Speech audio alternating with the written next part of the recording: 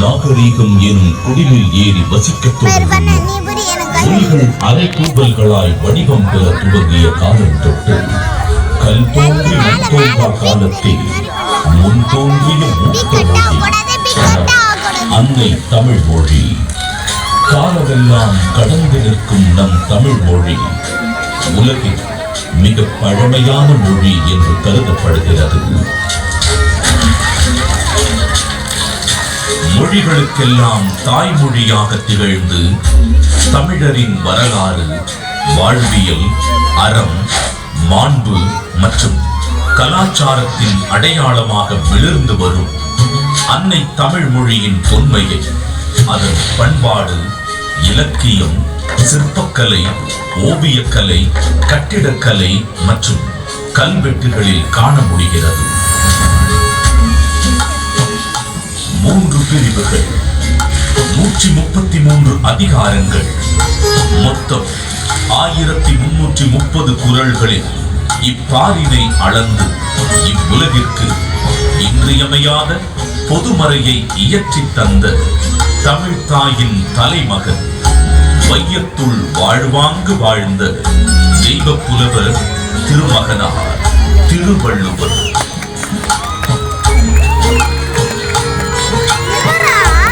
வள்ளுவனின் பிறந்த வருடம் தமிழக அரசால் கிமு 31 என்று வழங்கப்படுகின்றது. சென்னையின் மயிலாப்பூரில் வாழ்ந்ததாக கருதப்படும் இவர் காவிரி பாக்கத்தை ஒட்டி வாழ்ந்து வந்த மார்க்செய் என்பவரது மகள் வாசுகியை மணமுடித்தார் என்றும் கூறப்படுகின்றது.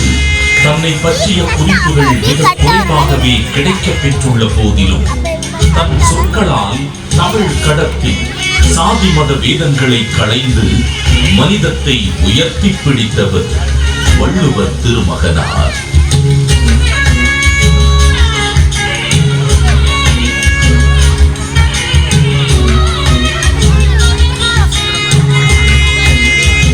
சுமார் 2000 ஆண்டுகள் பழமையான சங்க இலக்கியத்தில் 11 கீழ்கணக்கு நூல்களில் ஒன்றான திருக்குறளை தமிழ் மொழியின் தலைசிறந்த நீதி நூல்களில் ஒன்றென கூறலாம்.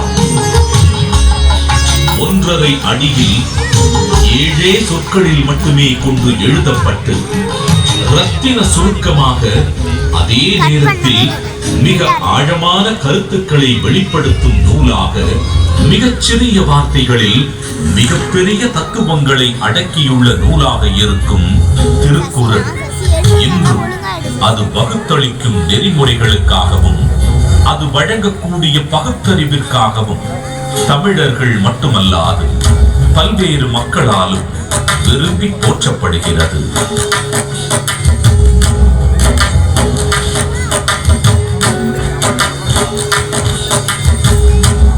அறம், பொருள், இன்பம் என்று 3 பிரிவுகளாக அமைய பெற்றுள்ள திருக்குறளில் முதல் பகுதியான அறம் எனும் பிரிவில் மனித ஒழுக்கத்திற்கு அடிப்படையான மெய்யியல் மற்றும் தத்துவார்த்த கோட்பாடுகள் நிறைந்துள்ளன.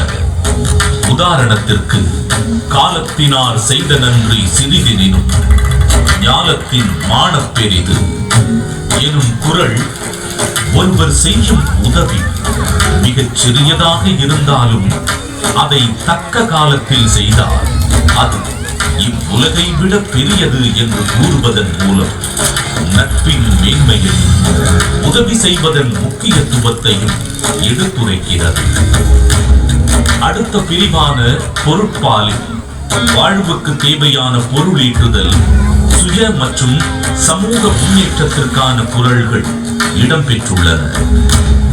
உதாரணத்திற்கு, கற்க கசடர கற்பவை கற்றபின் நிற்க அதற்கு தக எனும் குரலில் கல்வியின் முக்கியத்துவம், கல்லாமையின் தீங்கு, பொருள் கூர்ந்து கற்றல், அதன் பின் அறவழி நடத்தல் போன்ற எக்காலத்திற்கும் பயன்பெறும் கூறுகள் இடம்பெற்றுள்ளன. மூன்றாம் பிரிவான இன்பத்து பாலில் இல்வாழ்க்கைக்கு தேவையான அகக்கூறுகள் இடம்பெற்றுள்ளன.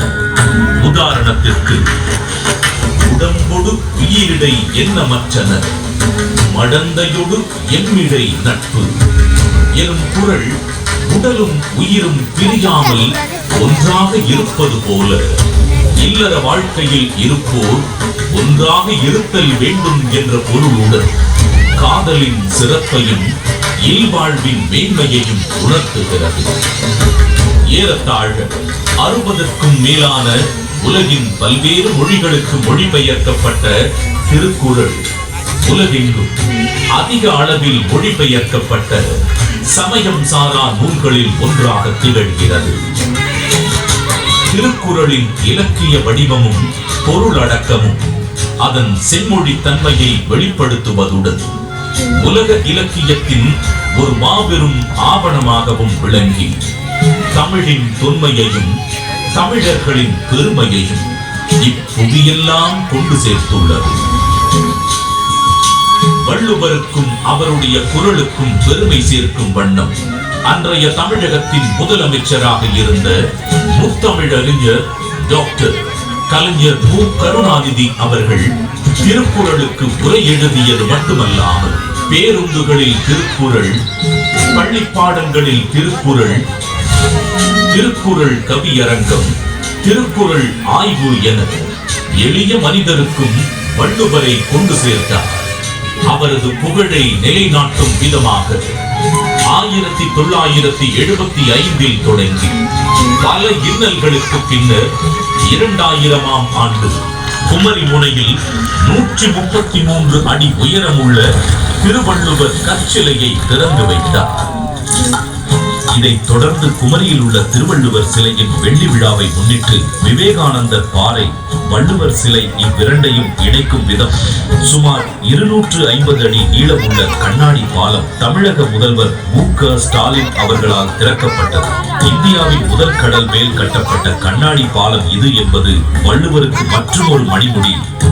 திருக்குறளை கொண்டாடும் பல முன்னெடுப்புகளில் முக்கியமான ஒன்று திருவள்ளுவரின் முக்கியமான நினைவு சின்னங்களில் ஒன்றான சென்னை நுங்கம்பாக்கத்தில் முத்தமிழறிஞர் டாக்டர் கலைஞர் மு. கருணாநிதி அவர்களது நேரடி கண்காணிப்பில் 5 ஏக்கர் பரப்பளவில் தோரணவாயில், அரங்க மண்டபம், கருங்கல் தேர், தேர் கோபுரம் என மிக விமர்சையாக வள்ளுவர் கூட்டம் 1976ஆம் ஆண்டில் உருவாக்கப்பட்டது. தமிழர்களின் பாரம்பரிய கட்டிடக்கலைகளின் அடிப்படையில் அமைக்கப்பட்டுள்ள வள்ளுவர் கூட்டம் வள்ளுவருக்கு புகழ் சேர்க்கும் இடமாகவும் தமிழ் மொழி சார்ந்த பல பண்பாட்டு நிகழ்வுகள் நடைபெறும் இடமாகவும் திகழ்கிறது. ஒரு குறிப்பிட்ட காலத்திற்கோ அல்லது ஒரு குறிப்பிட்ட இனத்திற்கோ என்றில்லாமல் யாதும் ஊரே என எல்லா நாட்டவருக்கும் ஆகச் சிறந்த அறநூலாக விளங்கும் சமத்துவ நூலா திருக்குறள் கரைகள் தாண்டி கண்டங்கள் கடந்து மனிதர்களின் இருள் சூழ்ந்த இடங்களில் ஒளி வீசி அறவழியை காட்டுகிறது. தமிழர்களின் பெருமையை பாரினில் உயர்த்தி பிடித்திருக்கும் திருக்குறள் வள்ளுவன் நம் தமிழ் அன்னைக்கு சூட்டியிருக்கும் மாட்சிக்குரிய மணிமகுடம்.